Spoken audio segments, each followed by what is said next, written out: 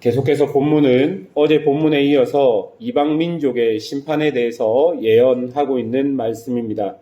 첫 번째로 나오는 민족은 다메섹입니다. 다메섹이 받을 심판에 대해서 말씀해 주시는데, 다메섹은 아람이라는 나라의 수도로서 다메섹의 심판은 아람의 심판을 말하는 것입니다. 아람이라는 민족, 나라는 왜 하나님께 심판을 받겠습니까? 여러분, 아모스 1장 3절에 보면 이렇게 기록되어 있습니다. 여호와께서 이와 같이 말씀하시되 다메섹의 서너 가지 죄로 말미암아 내가 그 벌을 돌이키지 아니하리니 이는 그들이 철 타작기로 타작하듯 길르앗을 압박하였음이라 라고 기록합니다. 여러분, 여기서 길르앗은 르우벤 지파와 므낫세 반 지파, 갓 지파에게 분배된 땅을 이르는 곳이 길르앗입니다.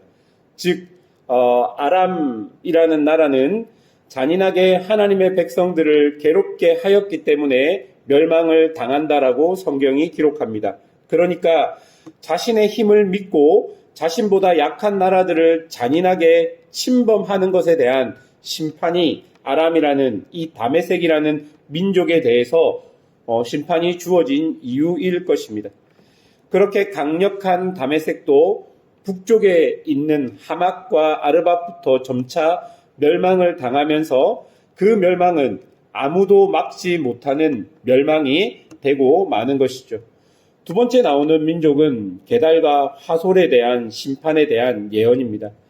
그들 역시 사막에 거주하며 약탈을 일삼던 민족들입니다.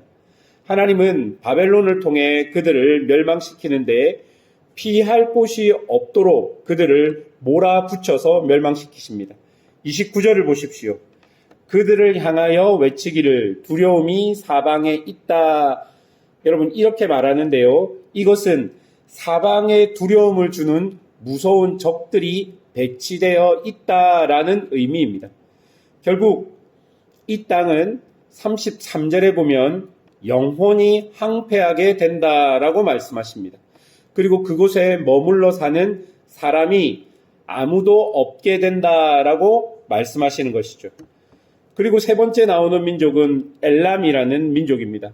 35절에 보면 엘람은 특별히 활을 잘 쏘는 민족이었던 것 같습니다. 그러나 하나님은 그들의 활을 꺾으십니다. 그리고 36절입니다. 하늘의 사방에서부터 사방 바람을 엘람에 오게 하여 그들을 사방으로 흩트리니 엘람에서 쫓겨난 자가 가지 않은 나라가 없으리라. 여러분, 이 민족이 완전히 멸망해서 그 민족에 사는 모든 사람들이 곳곳에 흩어지겠다라고 예언합니다.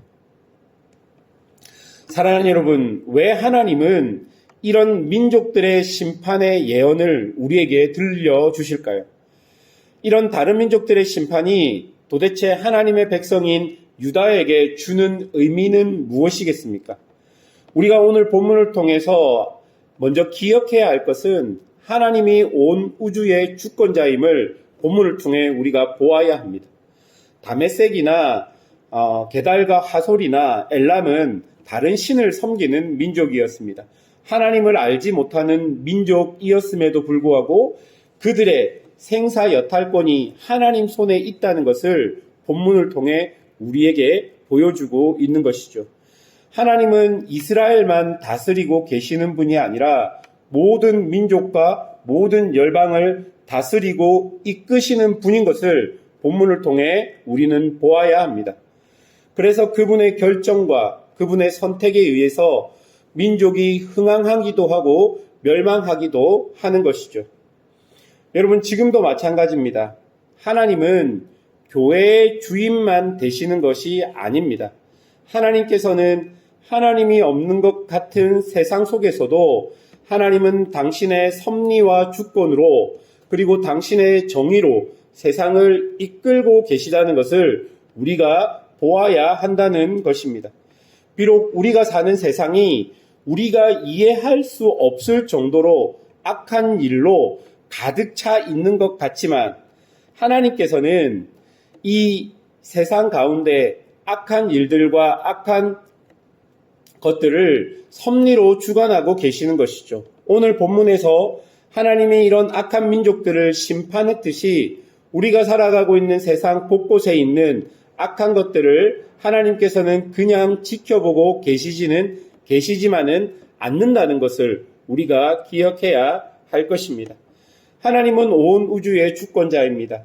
하나님을 섬기는 민족이든 섬기지 않는 민족이든 하나님의 결정과 선택에 의해 그 민족들의 멸망과 생존이 결정되듯이 우리가 살아가고 있는 이 세상 가운데서도 하나님은 여전히 당신의 주권으로 이 땅을 다스리고 계심을 우리가 먼저 알아야 할 것입니다. 그리고 우리가 또 다른 민족의 심판을 통해서 알아야 하는 것은 하나님의 백성인 남유다에게 다메섹과 게달과 하솔, 엘람이 받은 심판의 이유가 되는 죄들이 있다는 것입니다. 자신들의 힘을 믿고 약한 민족을 약탈하거나 자신들의 힘을 믿고 아무렇지 않게 악한 일을 저지르는 그 악한 민족들의 모습이 하나님을 믿고 있는 남유다에게도 그대로 있다는 것을 오늘 본문은 사실 보여주고 있는 것입니다. 그렇다면 당연히 남유다도 하나님께 심판받을 백성이라는 것입니다. 즉 남유다는 자신들은 하나님의 선택받은 민족이라고, 자신들은 성전이 있고 자신들의 민족 안에는 예루살렘이 있다고, 그들은 자신들에게 주어진 심판이 면제된 사람들이라는 어처구니 없는 착각에 빠져 있었습니다. 그래서 예레미야가 아무리 그들의 죄를 고발하여도 그들은 하나님 앞에 회개하지 않았습니다. 왜냐하면 심판을 두려워하지 않았기 때문입니다. 그런데 오늘 이 다른 민족들의 심판들을 보여주면서 하나님께서는 남유다 너희들 안에도 이런 죄악들이 있기 때문에 너희들은 반드시 심판을 받을 것이다라는 것을 이 다른 민족의 심판을 통해 남유다에게 보여주고 있는 것입니다. 그러니 너희들은 심판을 면제받은 민족이라는 어처구니 없는 생각을 하지 말고 제발 하나님 앞에서 하나님의 정의와 공의에 맞게 살아가라라는 교훈을 그들에게 주는 것입니다. 이렇게 다른 민족의 심판의 예언이 남유다에게 자극이 되어서 자신의 모습을 돌아보아야 하는 것이죠. 여러분, 이것은 우리에게도 마찬가지입니다. 이 땅을 사는 성도들에게도 마찬가지로 적용되어야 할 교훈인 것 같습니다.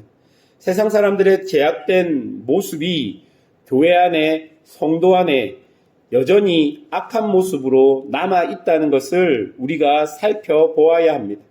우리가 세상 사람들이 이런 악한 모습을 가지고 있다고 손가락질하지만 그런 악한 모습이 교회와 성도 안에도 여전히 남아 있다는 것입니다.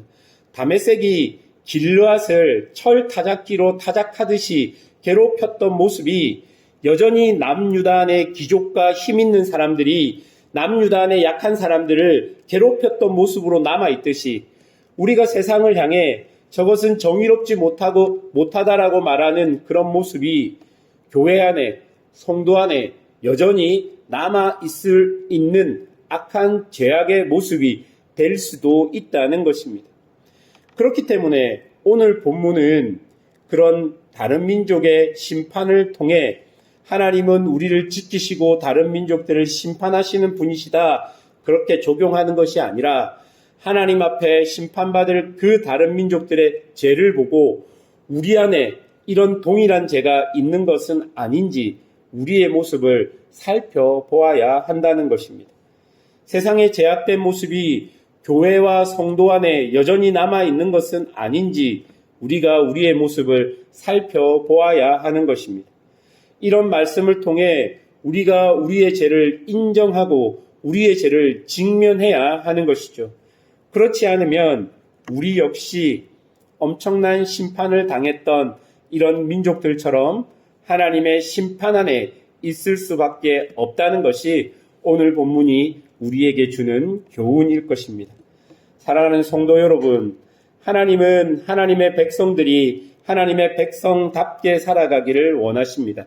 그렇다고 해서 하나님의 백성들은 죄를 지었음에도 불구하고 그 죄에 자유할 수 있는 사람들은 아닌 것이죠. 늘 우리 안에 숨겨진 죄악을 살펴보며 우리 곁에 있는 다른 악한 일들이 일어날 때 그런 일들의 죄악의 모습들이 내 안에 여전히 남아있는 것은 아닌지 우리를 살피는 은혜와 겸손이 우리 안에 있어야 할 것입니다. 오늘도 이런 말씀 앞에 우리가 우리의 모습을 돌아보며 주님과 함께 교제하는 그런 시간이 되기를 주님의 이름으로 축원합니다. 함께 기도하겠습니다.